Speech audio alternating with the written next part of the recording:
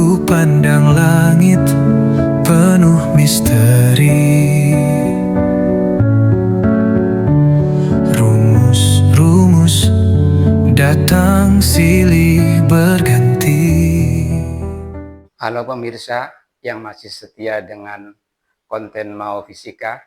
Di kesempatan kali ini akan membahas tentang persoalan penerapan hukum kedua Kirchhoff. Yuk kita lihat masalahnya.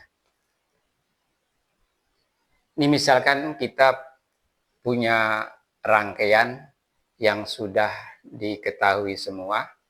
Jadi rangkaiannya seperti ini. Ada hambatan R1 kemudian dihubungkan dengan sumber tegangan, kemudian dihubungkan lagi dengan hambatan, dan dihubungkan lagi dengan tegangan. Hanya perlu diperhatikan yang ini adalah yang kaki panjangnya positif, berarti yang pendeknya negatif. Ini yang negatif, ini yang positif. Kemudian besarnya arus yang mengalir pada suatu rangkaian ini adalah 3 ampere. Kemudian besarnya hambatan R1 yaitu 6 ohm. Kemudian besarnya tegangan, sumber tegangan DC ya, yaitu untuk yang pertama 8 volt. Kemudian hambatan yang kedua yaitu 3 ohm dan sumber tegangan yang kedua 7 volt. Nah, sekarang pertanyaannya, anggaplah di ujung ini namanya titik A, sedangkan di ujung yang sebelah kanan di titik B. Pertanyaannya, hitunglah besar tegangan antara titik A dengan titik B atau VAB. Untuk bisa menjawab ini, kita dapat menggunakan hukum kedua Kirchhoff yang menyatakan bahwa hasil penjumlahan GGL dan penurunan tegangan dalam suatu rangkaian itu sama dengan 0. Maksudnya apa? Kalau dalam suatu rangkaian itu ada sumber tegangan atau GGL, maka akan mengalirlah arus. Nah, arus yang melalui hambatan ini akan menimbulkan penurunan tegangan. Begitu juga di R1 dan di R2. Tetapi kalau dihitung secara keseluruhan dalam suatu rangkaian itu, bahwa besarnya jumlah GGL ditambah dengan jumlah penurunan tegangan itu sama dengan 0. Nah, untuk bisa menjawab permasalahan ini, pertanyaannya kan, berapakah tegangan antara titik A sampai dengan titik B? Maka menggunakan hukum kedua Kirchhoff ini, nolnya kita ganti dengan pertanyaan yaitu VAB. Berarti VAB itu sama dengan sigma GGL ditambah sigma I kali R. Nah, sekarang sigma GGL-nya ada berapa? Lihat dari titik A sampai di titik B. Berarti ada dari A sampai B ini ada GGL 1, ada GGL 2. Nah, sekarang kita ikuti arah loop. Arah loop itu pergerakan dari A menuju B. Ya, ini arahnya dari sini ke sini. Nah, sekarang kita mendeteksi GGL dulu. Nah, dari A ke B ini, pertama ketemu dengan kutub positif dari GGL, maka E1-nya positif. Kemudian bergerak ke kanan menuju B, nah ini ketemu ke kutub negatif, maka GGL-nya adalah min 2. Ditambah I kali R, karena ini seri, berarti I itu lewat R1, juga lewat R2, maka I kali R1 ditambah R2. Kita masukkan nilai-nilainya bahwa GGL 1 8 volt, GGL 2 7 volt, arusnya adalah 3 ampere, R1 6 ohm, kemudian R2 3 ohm. 8 dikurangi 7, 1, yang ini 3 kali 9, 27, berarti VAB-nya itu 28 volt. Artinya bahwa tegangan di titik A ini, di titik A itu lebih besar daripada titik B dengan menambah 28 volt. Ya, jadi dengan kata lain, bahwa tegangan di titik A lebih tinggi dari tegangan di titik B secara matematik, maka VA lebih besar daripada VB. Ya. Kemudian, bagaimana kalau soalnya lebih kompleks dalam suatu rangkaian tertutup? Ini ada GGL1, kemudian ada R1, ada GGL yang kedua, GGL yang ketiga, kemudian arus, kemudian ada R2, dan ada R3.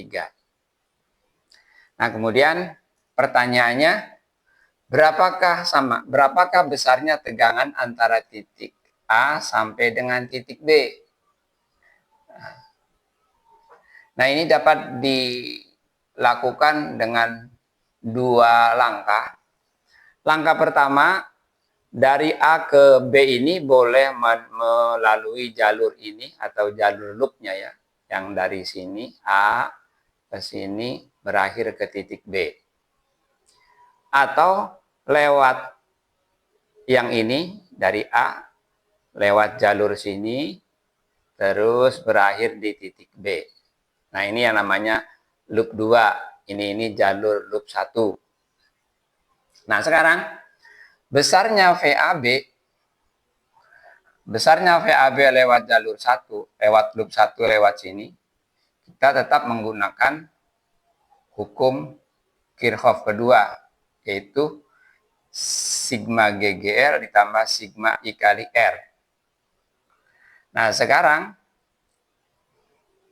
GGL ini masing-masing sudah ada, tetapi I-nya belum ada. Bagaimana menghitung besarnya I? Nah, I ini dapat dihitung dengan menggunakan hukum Ohm, yaitu I sama dengan sigma GGL per sigma R. Karena ini rangkaian ini, meskipun muter-muter begini, ini adalah rangkaiannya berbentuk seri.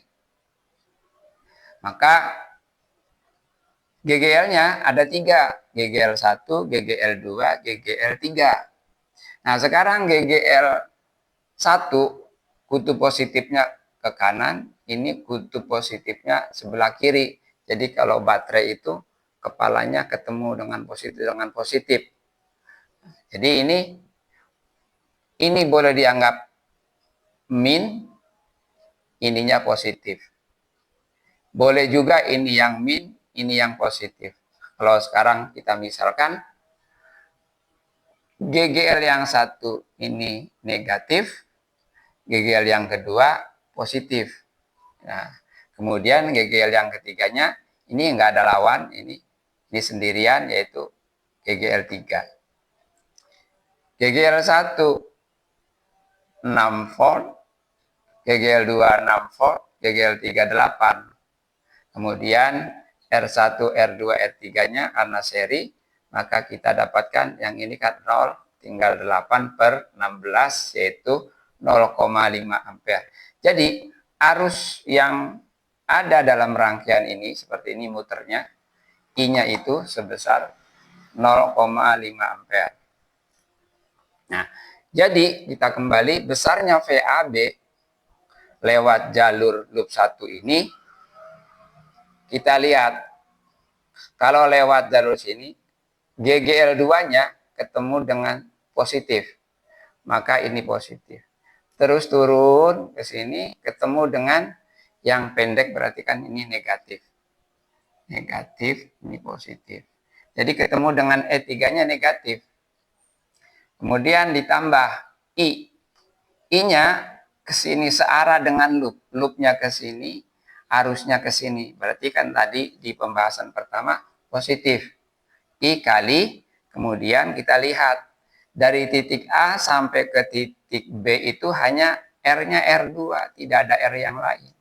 Ya, maka ini langsung kali R2. Kita masukkan 6 min 8 min 2 setengah kali 4 adalah 2. Jadi selisih antara titik A dengan titik B itu adalah 0 volt. Itu lewat jalur loop 1. Nah sekarang bagaimana kalau lewat jalur loop 2? Ya, maka VAB-nya kita lihat dulu rumusnya sama. Sigma GGL ditambah sigma I kali R. Yaitu kita lihat dari A sampai ke B. GGL-nya cuma 1, yaitu E sigma 1 aja ini. Jadi kebetulan bergerak dari sini ke sini loopnya. Nah ketemu dengan positif, maka GGL pertamanya positif. Nah kemudian I kali R. Arah loopnya begini, sementara arusnya ke sana. Jadi min I, kemudian R-nya lewat R1, terus sampai dengan B itu ada R3. Jadi kita masukkan GGL satunya 6 volt, ditambah 0,5 kali ini 12. Jadi min 6, ininya positif 6. Jadi sama dengan 0 volt. Artinya beda tegangan antara titik A dengan titik B itu baik lewat jalur loop 1 maupun lewat jalur loop 2 itu hasilnya harus sama. Demikian penerapan tentang hukum kedua Kirchhoff dalam suatu rangkaian tertutup. Semoga bermanfaat. Terima kasih.